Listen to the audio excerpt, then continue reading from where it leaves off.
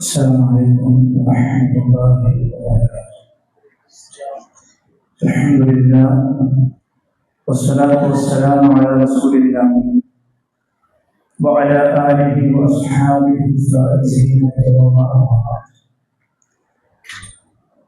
ഏറ്റവും സ്നേഹമാണ് സത്യവിശ്വാസികളായ സഹോദരി അല്ലാഹുവിന്റെ രക്ഷയും സമാധാനവും സദാ നമ്മിൽ വർഷിപ്പിക്കുമാറാകട്ടെ എന്ന് ആദ്യമായി പ്രാർത്ഥിക്കുകയാണ്. ഏറെ അനുഗ്രഹീതമായ പരിശുദ്ധ റമദാനിന്റെ ദിനരാത്രങ്ങളിലൂടെയാണ് നമ്മൾ കടന്നുപോയിക്കൊണ്ടിരിക്കുന്നത്. നമ്മളെല്ലാവരും വലിയ ഭാഗ്യവാന്മാരാണ്. പരിശുദ്ധ റമദാനിൽ ജീവിക്കുക എന്നത് തന്നെ അല്ലാഹു നമുക്ക് ഓരോരുത്തർക്കും നൽകിയ വലിയ ഭാഗ്യമാണ്. പ്രവാചകന്റെ അരികിലേക്ക് രണ്ടാളുകൾ കടന്നു വരുന്നു. എന്നിട്ട് അവർ ഇസ്ലാം സ്വീകരിച്ചു. ആ രണ്ടിൽ ഒരാൾ അല്ലാഹുവിന്റെ മാർഗത്തിൽ ശഹീദാവുകയാണ്. രണ്ടാമത്തെ വ്യക്തിയാകട്ടെ വീണ്ടും ഒരു വർഷം ജീവിച്ച് സാധാരണ രൂപത്തിൽ കട്ടിലിൽ കിടന്നുകൊണ്ടാണ് ഈ ലോകത്ത് നിന്ന് വിട പറയുന്നത്. എന്നാൽ അല്ലാഹുവിന്റെ അരികിൽ ആദ്യമായി ആ ഉന്നതമായ സ്വർഗത്തിലേക്ക് പ്രവേശിപ്പിക്കപ്പെട്ടതാകട്ടെ സാധാരണ രൂപത്തിൽ മരണപ്പെട്ട വ്യക്തിയുമാണ്. സ്വാഭാവികമായും ഇത് കേൾക്കുമ്പോൾ നമ്മുടെ മനസ്സിലുണ്ടാകുന്ന സംശയം എന്ന പോലെ സ്വഹാബത്തും പ്രവാചകൻ സല്ലല്ലാഹു അലൈഹി വസല്ലമയോട് സംശയം ചോദിക്കുകയാണ്. അള്ളാഹുവിന്റെ മാർഗത്തിൽ ഷഹീദായവനല്ലേ റസൂലെ ആദ്യമായി സ്വർഗത്തിൽ പ്രവേശിപ്പിക്കപ്പെടേണ്ടത്? എന്തുകൊണ്ടാണ് വീണ്ടും ഒരു വർഷം ജീവിച്ച് സാധാരണ രൂപത്തിൽ മരണപ്പെട്ട ആ വ്യക്തിക്ക് അല്ലാഹുവിന്റെ അരികിൽ അങ്ങേയറ്റത്തെ സ്ഥാനം ലഭിക്കാനുള്ള കാരണം? പ്രവാചകൻ സല്ലല്ലാഹു അലൈഹി വസല്ലം അവരോടായി ചോദിക്കുന്നുണ്ട്. അലൈസ ഖദ് മക്കത ഹാദാ ബഅദഹു സന, സ്വഹാബത്തെ വീണ്ടും ഒരു വർഷം ജീവിക്കാൻ രണ്ടാമത്തെ വ്യക്തിക്ക് അവസരം ലഭിച്ചില്ലയോ? ഖാലു ബല, സ്വഹാബികൾ പറഞ്ഞു അതേ റസൂലേ.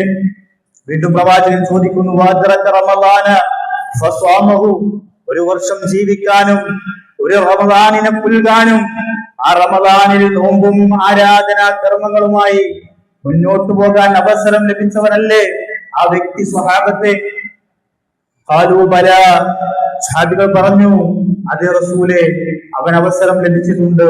നബി സല്ലല്ലാഹു അലൈഹി വസല്ലം പറഞ്ഞു അത് തന്നെയാണ് അല്ലാഹുവിന്റെ അരികിൽ ഏറ്റവും ആദരിക്കപ്പെടാൻ അദ്ദേഹം കാരണമായത് എന്നാണ്.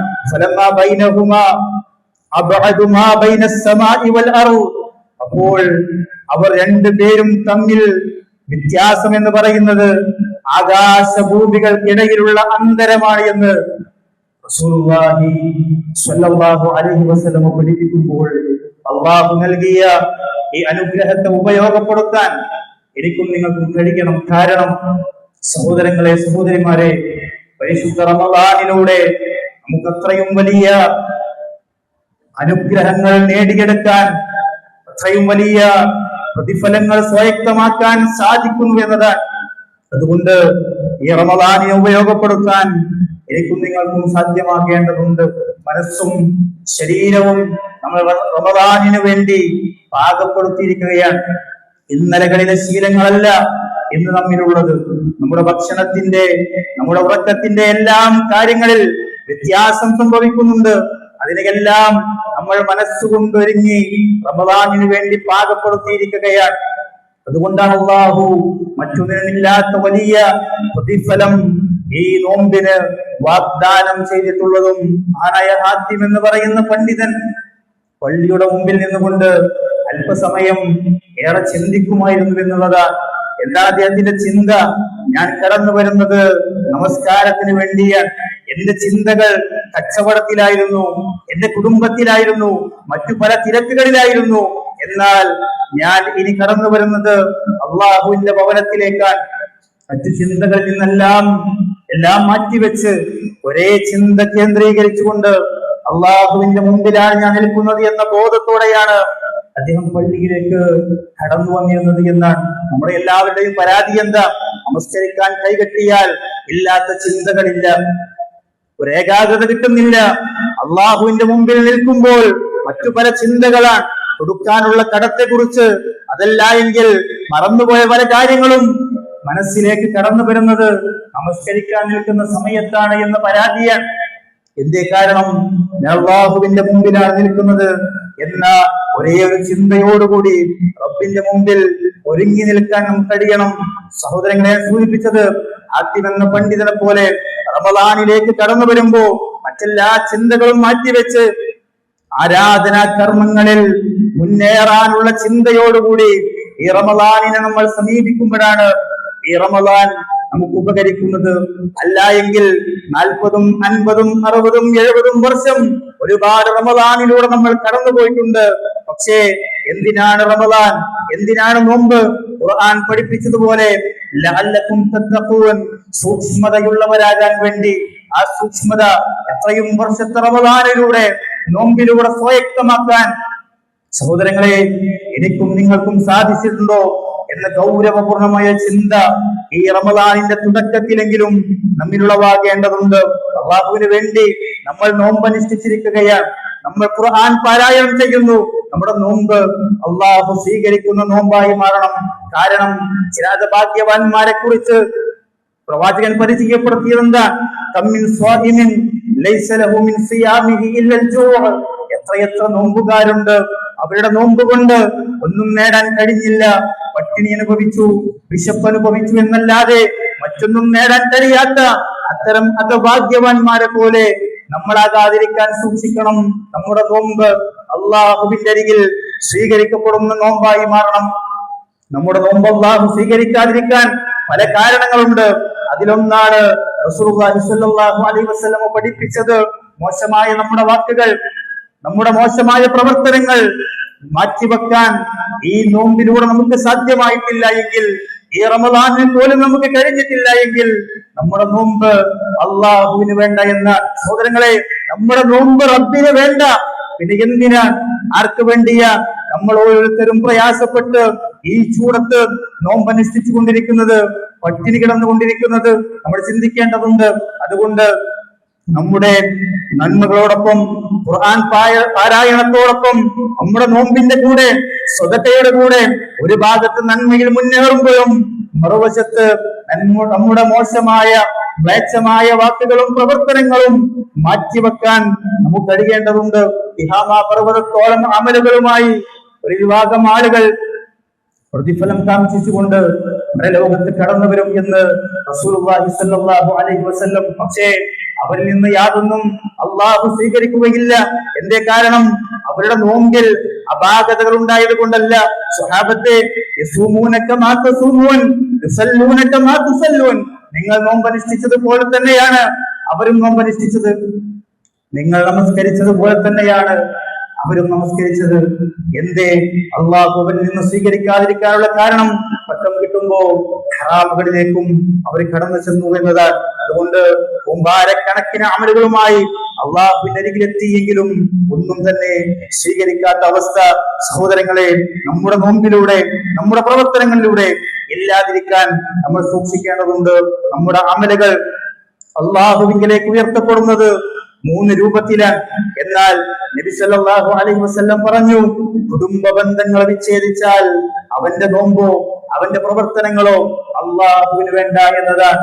നമ്മൾ കർമ്മോത്സുകരായി വളരെ ഉന്മേഷത്തോടുകൂടി ആരാധനകളിൽ സജീവമാകുന്നു. പക്ഷേ നമ്മൾ ചിന്തിക്കണം, അല്ലാഹു സുബ്ഹാനഹു വ തആല ചേർക്കാൻ പറഞ്ഞ ബന്ധങ്ങൾ വിച്ഛേദിച്ചവരാണോ ഞാനും നിങ്ങളും? നമ്മുടെ നോമ്പ് അള്ളാഹുവിന് വേണ്ട എന്നതാണ്. നമ്മുടെ ഖുർആൻ പാരായണം, നമ്മുടെ സദഖ, നമ്മുടെ പ്രവർത്തനങ്ങൾ സഹോദരങ്ങളെ അള്ളാഹുവിന്റെ അരികിൽ സ്വീകരിക്കപ്പെടുകയില്ല. നമ്മുടെ അമലുകൾ അള്ളാഹുവിലേക്ക് ഉയർത്തപ്പെടുകയില്ല എന്നതാണ്. നബി സല്ലല്ലാഹു അലൈഹി വസല്ലം പഠിപ്പിച്ചു, 3 രൂപത്തിൽ കർമ്മങ്ങൾ അള്ളാഹുവിലേക്ക് ഉയർത്തപ്പെടും. ഒന്ന്, ഓരോ ദിവസവും സുബഹിക്ക് അസ്റിന് മലക്കുകൾ കടന്നു വരും എന്നുള്ളതാണ്. എന്നിട്ട് അള്ളാഹുവിന്റെ അരികിലേക്ക് ഉയർത്തപ്പെടും. ആ സമയത്ത് അള്ളാഹുവിനോട് അവർ പറയും, എന്റെ അടിമ ഞങ്ങൾ കടന്നു വരുമ്പോഴും ഞങ്ങൾ വരുമ്പോഴും നമസ്കാരത്തിലായിരുന്നു എന്നിങ്ങനെ പറഞ്ഞുകൊണ്ടിരിക്കും എന്നുള്ളതാണ്. രണ്ടാമത്തെ സന്ദർഭം, ആഴ്ചയിൽ തിങ്കളും വ്യാഴവും അള്ളാഹുവിന്റെ അരികിൽ തന്റെ അടിമകളുടെ അമലുകൾ പ്രദർശിപ്പിക്കപ്പെടും. അവിടെ എന്റെ അമലുകൾ അള്ളാഹുവിൽ പ്രദർശിപ്പിക്കപ്പെടുന്ന സമയത്ത് നോമ്പുകാരനായിക്കൊണ്ട് പ്രദർശിപ്പിക്കപ്പെടാൻ ഞാൻ ആഗ്രഹിക്കുന്നുവെന്ന് റസൂലുള്ളാഹി സ്വല്ലല്ലാഹു അലൈഹി വസല്ലം പഠിപ്പിക്കുന്നു. അതുകൊണ്ടാണ് അന്നേ ദിവസങ്ങളിൽ സുന്നത്ത് നോമ്പ് പ്രവാചകൻ സല്ലല്ലാഹു അലൈഹി വസല്ലം അനുഷ്ഠിക്കാൻ കൽപ്പിക്കുകയും ചെയ്തത്.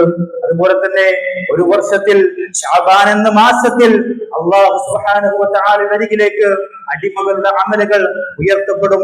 ഞാൻ സൂചിപ്പിച്ചത് ഇതിലേക്ക് ഉയർത്തപ്പെടുമ്പോൾ ഒരു ഭാഗം ആളുകളുടെ അമലുകൾ തടയപ്പെടുമെന്നാണ്. ആരുടേതാണ്? ബന്ധങ്ങൾ വിച്ഛേദിപ്പിക്കപ്പെട്ട അത്തരം ആളുകളുടെ അമലുകൾ. സഹോദരങ്ങളെ, അള്ളാഹുവിന് വേണ്ട എന്നതാണ്.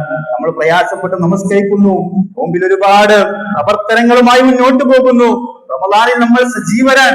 പക്ഷേ നമ്മുടെ പ്രവർത്തനങ്ങൾ അള്ളാഹ് സ്വീകരിച്ചില്ല എങ്കിൽ ഏറ്റവും വലിയ ഹതഭാഗ്യവാന്മാരായി നമ്മൾ മാറും എന്നത് സൂക്ഷിക്കേണ്ടതുണ്ട്. അതുകൊണ്ട് പ്രാർത്ഥിക്കുക. ബന്ധങ്ങൾ പവിത്രമാണ്, അത് ശ്രദ്ധയോടുകൂടിയാകണം. ഒഴിഞ്ഞ ബന്ധങ്ങൾ ഒരു സലാം പറഞ്ഞാൽ തീരാവുന്ന പ്രശ്നമേ ഉണ്ടാകൂ. അതിന്റെ പേരിൽ അല്ലെ, ഒരു കല്ലിന്റെ പേരിൽ, അല്പം സ്ഥലത്തിന്റെ പേരിൽ വർഷങ്ങളോളം തെറ്റി നിൽക്കുന്ന സഹോദരന്മാർ സഹോദരിമാർ, കണ്ടാൽ മിണ്ടാത്തവർ, സംസാരിക്കാത്തവർ, തിരിഞ്ഞു പോകുന്നവർ. സഹോദരങ്ങളെ, എന്താണ് ഇവിടെ നിന്ന് നമുക്ക് കൊണ്ടുപോകാനുള്ളത്? ഗൗരവത്തോടുകൂടി ആലോചിക്കേണ്ടതുണ്ട്. പള്ളിയിൽ നമ്മൾ സജീവരാൻ, ഖുർആൻ പാരായണത്തിൽ നമ്മൾ മുന്നേറുന്നു, സ്വതക്കയുടെ വിഷയത്തിൽ നമ്മൾ മത്സരിക്കുന്നു. പക്ഷേ തന്റെ സ്വന്തം സഹോദരനോട് മിണ്ടാത്തവരായി ദിവസങ്ങളോളം നമ്മൾ തുടർന്നുകൊണ്ടിരിക്കുന്നുവെങ്കിൽ നമ്മുടെ പ്രവർത്തനങ്ങളും അള്ളാഹുവിന്റെ അരികിൽ സ്വീകരിക്കപ്പെടുകയില്ല എന്നതാണ്. ഇന്ന് ബന്ധങ്ങൾക്കുള്ള സ്ഥാനം എന്താ? 2025 പിറന്നതിന് ശേഷം നമ്മൾ കേൾക്കുന്ന കൊലപാതകങ്ങൾ മാത്രം പരിശോധിച്ചാൽ മതി. പ്രിയമുള്ളവരെ, സ്വന്തം ഉമ്മയെ കഴുത്തറുത്ത് കൊല്ലുന്ന മക്കൾ ജീവിച്ചിരിക്കുന്ന കാലഘട്ടത്തിലാണ് നമ്മൾ ഉള്ളത് എന്നത് നമ്മൾ ഉൾക്കൊള്ളേണ്ടതുണ്ട്. സുഹൃത്തിനെ കൊലപ്പെടുത്തുന്ന കൂട്ടുകാർ ജീവിച്ചിരിക്കുന്ന വല്ലാത്തൊരു കാലഘട്ടത്തിലാണ് നമ്മൾ ഉള്ളത്. അവിടെയാണ് ബന്ധങ്ങളുടെ സ്ഥാനം എത്രത്തോളം ഉണ്ട് എന്നുള്ളത് ഇസ്ലാം നമ്മെ ഉണർത്തിയിട്ടുള്ളത്. അതുകൊണ്ട് സൂക്ഷ്മതയുള്ളവരാകണം. ലഅല്ലകും തത്തഖൂൻ, സൂക്ഷ്മതയുള്ളവരാകാൻ വേണ്ടിയാണ് നോമ്പ് എന്ന് പരിശുദ്ധ ഖുർആൻ പഠിപ്പിക്കുമ്പോൾ ഞാൻ അവസാനിപ്പിക്കുകയാണ്. ഒരു കർഷകൻ കടബാധ്യതനായി എന്ത് ചെയ്യണമെന്നറിയാതെ അവസാനം നാട് വിട്ടു പോവുകയാണ്.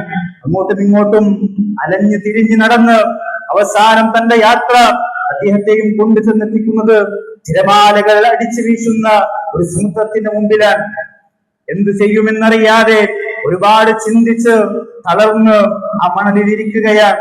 തന്റെ കയ്യിൽ കിട്ടിയ ഏതാനും ചരൽ കല്ലുകൾ ഓരോന്നോരോന്നായി എടുത്തുകൊണ്ട് എന്തൊക്കെയോ ചിന്തിച്ചുകൊണ്ട് ദൂരേക്ക് ആ സമുദ്രത്തിലേക്ക് ഓരോന്നോരോന്നായി എറിഞ്ഞുകൊണ്ടിരിക്കുന്നു. അവസാനം തന്റെ കയ്യിൽ പതിഞ്ഞ ആ ഒരു കല്ലെടുത്തുകൊണ്ടെറിയാനിരിക്കുന്ന സന്ദർഭത്തിലാണ് അതിനെന്തോ ഒരു പ്രത്യേകതയുള്ളതായി അദ്ദേഹത്തിന് അനുഭവപ്പെടുന്നത്. അതെടുത്ത് സൂക്ഷിച്ചു നോക്കിയപ്പോൾ മനസ്സിലായി, താൻ എറിഞ്ഞു നഷ്ടപ്പെടുത്തിയ ആ കല്ലുകൾ അതൊരു കല്ലായിരുന്നില്ല, വിലമതിക്കാനാകാത്ത രത്നങ്ങളായിരുന്നു എന്ന് അദ്ദേഹം മനസ്സിലാക്കുകയാണ്. ആ കടം അനുഭവിക്കുന്ന ആ മനുഷ്യന്റെ സങ്കടം വർദ്ധിച്ചു എന്നാണ്.